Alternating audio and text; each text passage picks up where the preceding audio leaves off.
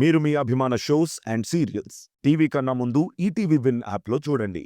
Download and subscribe to ETV win app. 99 రూపాయలు మాత్రమే.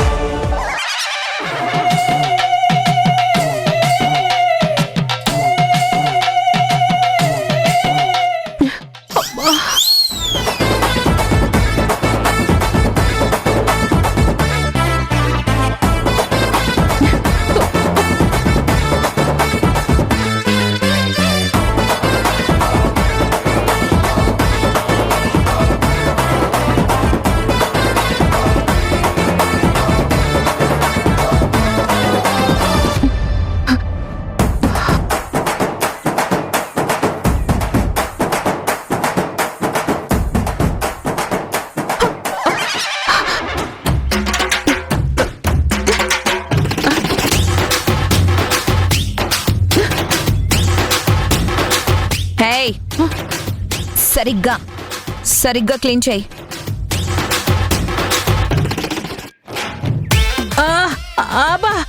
మంట, అమ్మో మంట.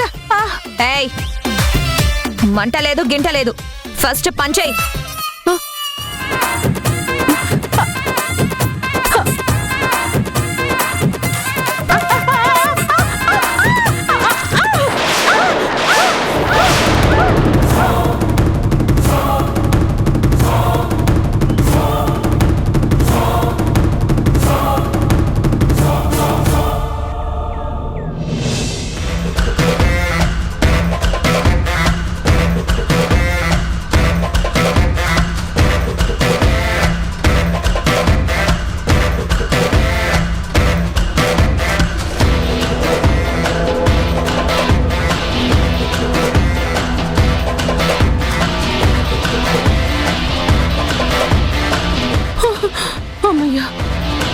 ఆ జనని వచ్చింది నన్ను పని మనిషిగా మార్చిందని భయపడి చచ్చా.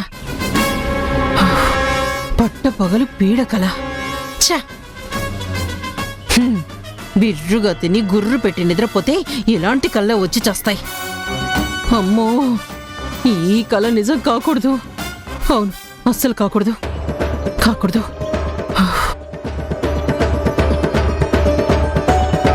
జననికి మధు చిన్నాలు తన కన్నపిల్లలు కాదని తెలిసినా ఎందుకు గుణ దగ్గరికి రాలేదు, నిజం చెప్పలేదు? అసలు ఈవిడ మీ కన్న తల్లేనా?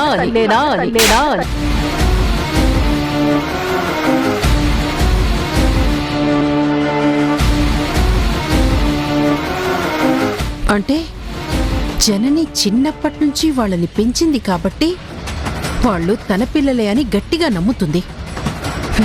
వాళ్ళని వదులుకోలేక, గుణకి నిజం చెప్పలేక దానిలో అదే సతమతమవుతూ కుమిలిపోతూ ఉంది.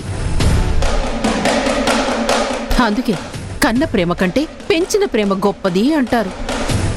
పేగు బంధం కోసం పిల్లల్ని వెతుకుతుంది, కాని పెంచిన ప్రేమ కోసం వీళ్లు దూరం కాకూడదు అని బాధపడుతుంది అని దీన్ని బట్టి బాగా అర్థమైపోతుంది. కాని అసలు జనని గుణాకి నిజం చెప్పకుండా ఎన్ని రోజులుంటుంది? ఎప్పటికైనా తన పిల్లలు దొరకగానే ఆ సంతోషం ఆపుకోదు కదా, గుణాతో పంచుకోవాలని ఆరాటపడుతుంది కదా.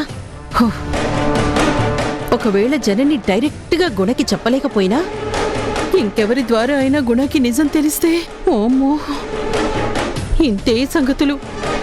నా బతుకు శంకరగిరి మాన్యాలే. కానీ DNA రిజల్ట్స్ తో ఆ విషయం జననికి కూడా తెలిసిపోయింది కదా. తెలిసిపోవడం ఏమిటి, తన పిల్లల ఆచూకీ తెలుసుకునే ప్రయత్నంలో పడింది. ఆ పని మీదే అనుకుంటా ఇవాళ వెటర్నిటీ హాస్పిటల్ వచ్చి తన సొంత పిల్లల వివరాలు తెలుసుకునే ప్రయత్నం చేసింది. అంటే జనని తన పిల్లలెవరో తెలుసుకోవడానికి ఎంక్వైరీ మొదలు పెట్టిందన్నమాట. దానికి దాని పిల్లలెవరో తెలిస్తే నాకు ప్రమాదం. నా బతుకు వీళ్ల కాళ్ల మధ్య ఫుట్బాల్ అవుతుంది. నా కొడుకు జీవితం నాశనమైపోతుంది. చిల్లర కోసం వీళ్ల దగ్గర ముష్టి అడుగుతూ చేతులు చాచాల్సి వస్తుంది. చరణి కంటే ముందే నేను తొందరపడాలి, దాని పిల్లలెవరో నేను తెలుసుకోవాలి. కానీ ఎలా ఎలా? ఆ శేషు ఏమో డీటెయిల్స్ చించేశాడు. ఏ ఆధారం లేకుండా ఏ దోవన పడి వెతుకుతాను? దాని పిల్లలు దాని కంటపడేలోపే నేను వాళ్ళని కైలాసానికి పంపటానికి రూట్ మ్యాప్ సిద్ధం చెయ్యాలి. నేను వాళ్ళ డెత్ సర్టిఫికెట్లు తయారు చేయించాలి. ఇప్పుడు నాకున్న ఒకే ఒక్క రూటు ఆ జనని ప్రతి అడుగు మీద, ప్రతి కదలిక మీద కన్నేసి ఉంచడం. దాన్ని ఫాలో అవుతూ దానికంటే ముందు దాని పిల్లల దగ్గరికి నేను అప్రోచ్ అవుతా. వీలైతే తప్పించటం, లేకపోతే పైకి పంపించటం. శక్తి, రెప్ప వెయ్యొద్దు. జనని ప్రతి మూమెంట్ని పర్ఫెక్ట్ గా ఫాలో అవ్వాలి. అది వాళ్ళని చేరేలోపే నేను వాళ్ళని చేరాలి, వాళ్ళ ఆరా తీయాలి. అప్పుడే నాకు లైఫ్, నా కొడుక్కి ఫ్యూచర్. లేకపోతే ఎవ్రీథింగ్ ఈజ్ జీరో.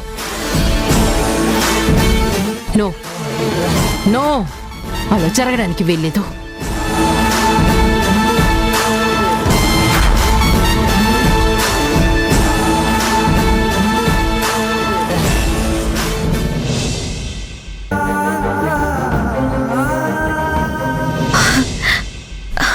హరి, బాగున్నావా? బాగున్నానమ్మా. ఎక్కడికి బయలుదేరావు? అది బయట చిన్న పనుంటే బయలుదేరుతున్నాను. నేను నీకోసం వచ్చానమ్మా, నిన్ను కలుద్దామని. అలాగే, సరే రా, కూర్చొని మాట్లాడుకుందాం. రా.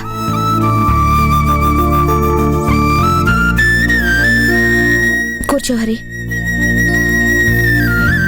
చెప్పు.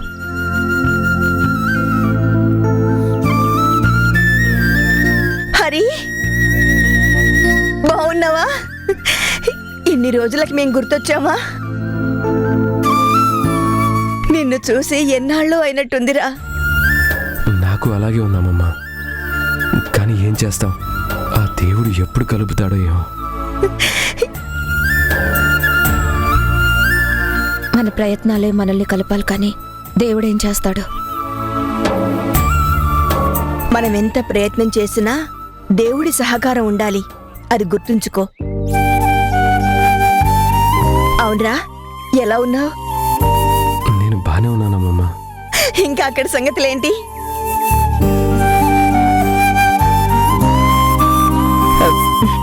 మీ నాన్న ఎలా ఉన్నారు?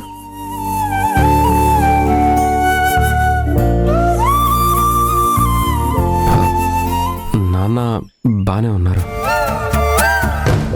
ఆ మధ్య కాస్త వ్యసనానికి అలవాటు పడ్డారు కదా, మానేశారా?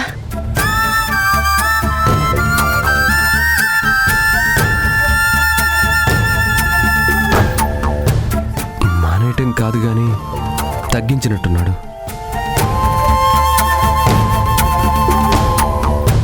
ఈ మధ్య గతంలోలా ఎప్పుడూ తాగటం లేదు. ఇంకా కొన్ని రోజులు చూస్తే కానీ కన్ఫర్మ్గా చెప్పలేను. నువ్వే తనని జాగ్రత్తగా చూసుకోవాలరా. నా ప్రయత్నం నేను చేస్తున్నానమ్మా.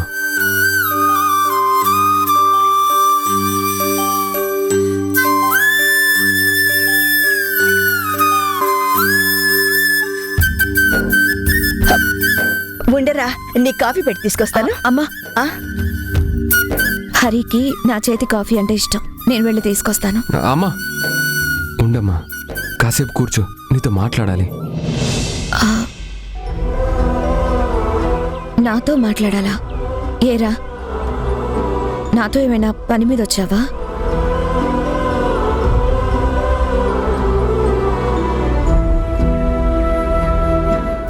నేను నిన్ను ఇలా అడగాల్సి వచ్చినందుకు నాకు బాధగా ఉందమ్మా, కానీ తప్పటం లేదు. ఏంట్రా అంత బాధపడే విషయం నన్ను అడిగేది? నువ్వు నా దగ్గర ఏమైనా దాస్తున్నావా అమ్మా?